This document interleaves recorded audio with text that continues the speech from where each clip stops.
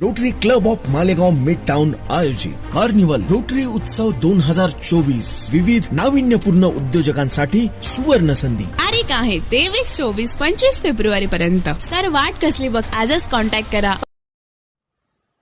24 February रोजी धुळे जिल्हा police आस्थापना मंडळाची बैठक आयोजित करण्यात आली. या बैठकीत निवडणूक आयोगाकडील निर्देशानुसार लोकसभा निवडणूक 2024च्या निवडणुका पारदर्शी लोकाभिमुख पार पाडण्याच्या दृष्टीने तसंच कायदा व सुव्यवस्थेच्या प्रभावी अंमलबजावणी कामी प्रशासकीय कामकाजाच्या निकडीनुसार त्यांच्या धुळे जिल्ह्याअंतर्गत प्रशासकीय बदल्या करण्याबाबत विचारविनिमय करण्यात आला. धुळे जिल्हा पोलीस आस्थापना मंडळाने त्यांच्या नावासमोर दर्शवल्याप्रमाणे प्रशासकीय कारणावरून बदली करण्यात यावी याबाबत सर्वानुमते निर्णय घेतला आहे.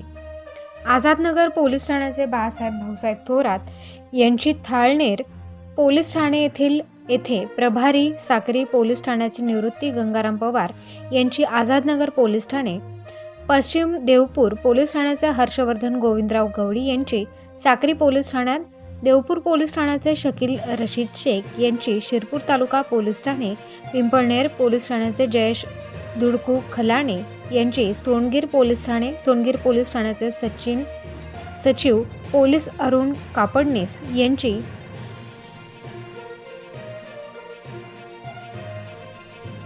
पिंपळनेर ठाणे, थाळनेर पोलीस ठाण्याचे दीपक जयसिंग पावरा यांचे नियंत्रण कक्ष धुळे, धुळे शहर पोलीस ठाणे येथील सुरेश भिकाभाऊ शिरसाट यांची प्रभारी, पश्चिम देवपूर पोलीस ठाणे धुळे, शिरपूर तालुका पोलीस ठाण्याचे प्रदीप पंडित सोनवणे यांची जिविषा धुळे, सोनगीर पोस्टचे विजय विठ्ठल चौरे यांची पिंपळनेर पोलीस ठाणे, पिंपळनेर पोलीस ठाण्याचे अमित प्रवीण माळी यांची स्थानिक गुन्हे शाखा धुळे येथे बदली करण्यात आली आहे.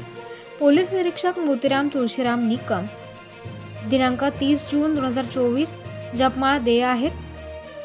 मंडळाने निर्णय घेतलेला आहे. वयोमान सेवानिवृत्त होणार आहेत. निरीक्षक मोतीराम निकम यांनी त्यांना नियंत्रण कक्ष धुळे येथे कामकाजासाठी नेमण्यात आल्याच्या आदेशा विरोधात महाराष्ट्र प्रशासकीय न्यायाधिकरण मुंबई खंडपीठ छत्रपती संभाजीनगर येथे मूळ अर्ज दाखल करण्यात आला.